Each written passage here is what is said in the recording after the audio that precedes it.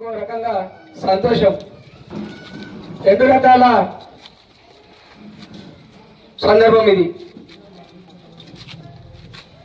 ప్రజలందరూ కూడా హృదయపూర్వక ధన్యవాదాలు తెలియజేస్తూ మరి ఇక్కడికి వచ్చినటువంటి electronic media and print media అందరికీ కూడా పేరు పేరున హృదయపూర్వక ధన్యవాదాలు.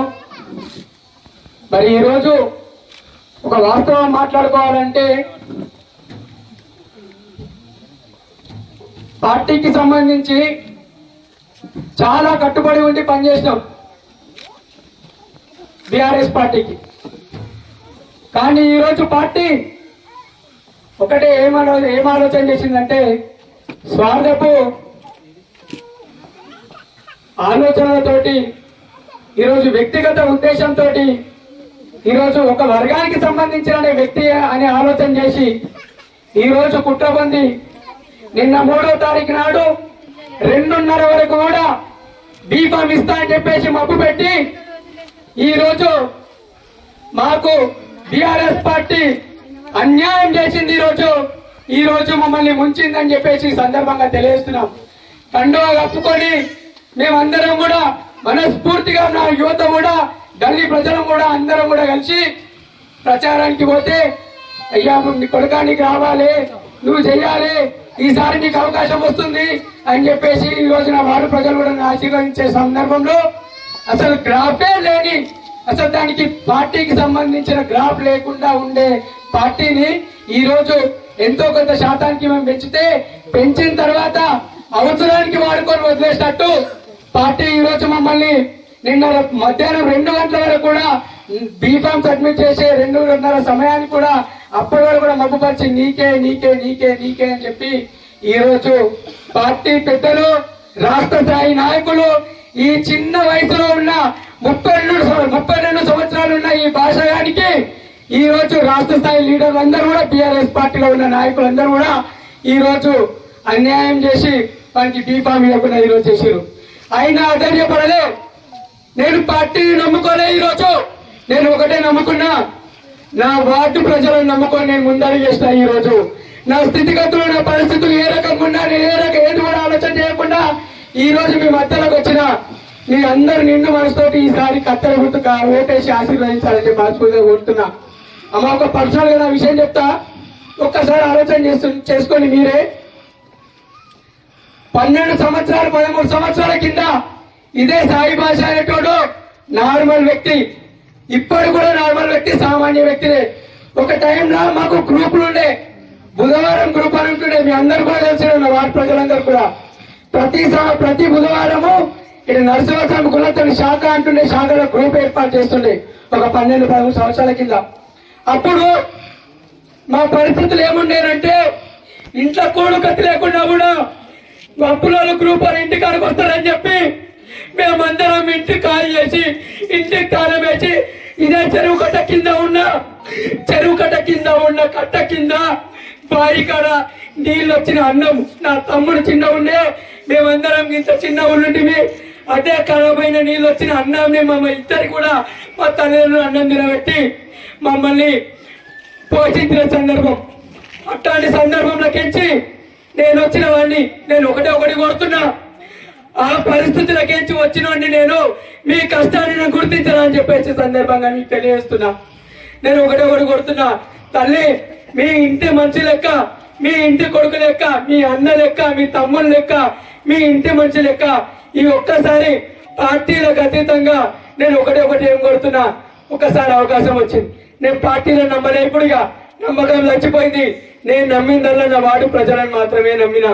నేను ఒకటి కొడుతున్నా. తల్లి, మీ అందరి ఆశీర్వాదంతో ఈ ఒక్కసారి అవకాశం ఇవ్వండి. మీ అందరు కూడా చెప్తున్నా, మీ ఇంట్లో కొడుకు లెక్క, మీ ఇంటి మనిషి లెక్క ప్రతి దానికి కూడా నేను మీకు తోడుంటా అని చెప్పేసి సందర్భంగా తెలియజేస్తున్నా. అమ్మ, మీకు ఇంకో విషయం చెప్తున్నా. నాకు ఒకటే అంటున్నారు, అరే వాడేంద్ర వాని గతేంద్ర తిండికి బియ్యం లేవు అని అంటున్నారు. అమ్మ, ఈ రోజు నా దగ్గర తిండికి బియ్యం లేకపోవచ్చు. నేను సెంటిమెంటల్ గా మాట్లాడతాను. నేను ఒకటే అంటున్నా, వాస్తవాలు నా ఇంటికాల మాట్లాడుతున్నా, మాటలు చెప్తున్నా. వానికి ఇంట్లో తిండి గతి లేదు. నాకు తిండి గతి లేకపోతే ఈ రోజు నా వాడి ప్రజలు ఈ రకంగా రాకుంటుండే, నన్ను నిండు మనసుతో ఆశీర్వదించడానికి నా ఇంటి రాకుంటుండే. నేను దాన్ని గ్రహించిన. నేను ఒకటే అమ్మ, మీరు ఏ రకంగా అయితే ఆలోచన చేసి నా దగ్గరకు వచ్చిర్రో నేను మిమ్మల్ని అందరూ ఒకటే కొడుతున్నా. మీ పేరు పేరున మీ పాదాలు మొక్కుకుంటూ మీ కారు మొక్కుతున్నాను అనుకొని ఒక్కసారి కత్తెర గుర్తు కొట్టేసి ఒక్కసారి అవకాశం ఇవ్వండమ్మా. ఇదే భాష గారు నిజం ఇంకో మాట చెప్తా. ఇదే పక్కన ఉన్న బాధ్యత ఉందా, ఇక్కడ ఇల్లుందా ముస్లిం ఆమె ఒకటి ఆమె కుల మత భేదం అనేది ఏమి లేకుండా ఆనాడు స్థితిగతులు పరిస్థితులు మంచిగా లేకుండా కడుపు గాలి ఉంటే నా అమ్మ అయ్య పోయి రాజంపేటలో దాచుకొని ఉంటే ఈ రోజు మేము స్కూల్కి వేస్తే మా కడుపులోకి అన్నం పెట్టింది ఆమె. ఈ రోజు మేము మా తల్లిదండ్రులు లేకుండా కూడా పిల్లలకు తోడయి ఆ జమానా జరిపింది. అట్లాంటి సిచ్యువేషన్ కాడ నుంచి ఈ రోజు రాష్ట్ర స్థాయి ఒక విద్యార్థుల కోసం పెండింగ్ లో ఉన్న ఫీజు రియంబర్స్మెంట్, స్కాలర్షిప్ ఇవన్నీ పిల్లలకు రావని చెప్పేసి స్కూల్ పిల్లలకు ఫీజులు ఎక్కువ ఉన్నాయని చెప్పి తల్లిదండ్రులకు భారం పోస్తున్నారని చెప్పి గత 14 సంవత్సరాల నుంచి విద్యార్థుల కోసం రోడ్లు ఎక్కిన, ధర్నాలు చేసిన, రాతరోకాలు చేసిన, లాఠీ దెబ్బలు తిన్న, అరెస్టులు చేశారు, అన్ని ఉరికినా భరించిన అట్లాంటి సిచ్యువేషన్ అట్లాంటివన్నీ ఫేస్ చేస్తామా. మీ సమస్యలు తీర్చడం నాకు పెద్ద విషయం కాదు. మీరు అవకాశం ఇస్తే మీ నిన్న మనసుతో ఆశీర్వదిస్తే నేను ఒకటి ఏం కోరుతున్నా, ఇన్ని రోజుల పరిపాలన చూసి మీరందరూ కూడా ఒక్కసారి యువతకు అవకాశం ఇచ్చి చూడండి. నేను రోడ్డు మీద కలెక్టర్ ఆఫీసు చూడలేను, ఆర్టీఓ ఆఫీసు చూడలేను, పోలీస్ స్టేషన్లు చూడలేను. ఎవరు కూడా భయపడకుండా ప్రతి దాని దగ్గర నేను పోరాడండి. నా గల్లీ సమస్యల కోసం నేను పోరాడతాను అనేది మీ అవకాశం మీకే వదిలేస్తున్నామా. పోరాడుతున్నా తల్లి, మన గల్లీ కోసం నేను పోరాడుతున్నా నమ్మకం ఉందా లేదా మీకు? ఒక్కసారి మీరేమంటున్నామా భారీ ఎత్తున మీరు వచ్చిన ప్రజలందరూ కూడా నేను ఒకటి ఏం కోరుతున్నారంటే, నాకు ఒక్కసారి మీ అందరూ కూడా కత్తెర గుర్తు కోటేసి 4వ నంబర్ సీరియల్ నంబర్ 4 ఆ 4వ నంబర్ మీద గుర్తుకు ఓటేసి మమ్మల్ని ఆశీర్వదించాలని చెప్పి మనస్ఫూర్తిగా కోరుతున్నా. మరి అలాగే మీకు ఇంకొక విషయం చెప్తామా, నేను భాష అనేటోడు, సాయి భాష అనేటోడు ఒక రాష్ట్ర ఉపాధ్యక్షుడు అయి ఉన్నా కూడా ఈ రోజు ఈ స్థాయికి వచ్చిండు అని అంటే ఒక పెద్ద మనిషి ఆశీర్వాదం ఉంది, 2 పెద్ద మనుషుల ఆశీర్వాదం ఉంది. పట్నం రైతేజ్ అన్న, పట్నం మాణిక్యం అన్న వాళ్ళ ఆశీర్వాదం ఉంది. కానీ మ్యాటర్ ఏంటంటే అక్కడ సంబంధించిన వ్యక్తులని చెప్పేసి ఈ రోజు అన్నకు సంబంధించిన కుట్ర ఉంది, అన్నకు సంబంధించిన మీద కుట్రతోటి ఆలోచన చేసి ఈ రోజు పార్టీలో కూడా ఎట్లాంటి అన్న ప్రబోధం పెట్టిండు మనకు పార్టీ టికెట్ కోసం.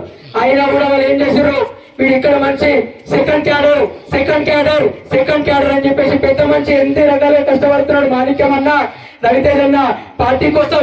ఈ రోజు పొద్దున మాట్లాడిండు మాణిక్యం అన్న, నేను పార్టీ కోసం పనిచేస్తా, పార్టీతోటి ఉంటా అన్న, నీ ఆశీర్వాదం ఇయ్యన్నా అని చెప్పి నేను ఫోన్ చేస్తే నాకేమంటాడు, నువ్వు ఏమన్నా చేసుకో, నేను పార్టీ సిద్ధాంతాలకు కట్టుబడి ఉన్నా, నేను పార్టీతోటే ఉంటా, నువ్వు పార్టీతోటే ఉంటా అంటేనా, లేకపోతే లేదు అని అంటే అన్నా నన్ను పార్టీ మోసం చేసింది, నన్ను తీవ్రంగా మోసం చేసింది, లాస్ట్ వరకు కూడా నన్ను అన్యాయం చేసిందన్నా, నేను పార్టీతో ఉంటా, పార్టీకి సంబంధించిన ఉండాలన్నా, కానీ ఎల్లప్పుడూ మీ ఆశీర్వాదాలు అయితే ఉండాలన్నా అని చెప్పేసి మనస్ఫూర్తి ఒక్కసారి అయితే నేను వేడుకున్నా.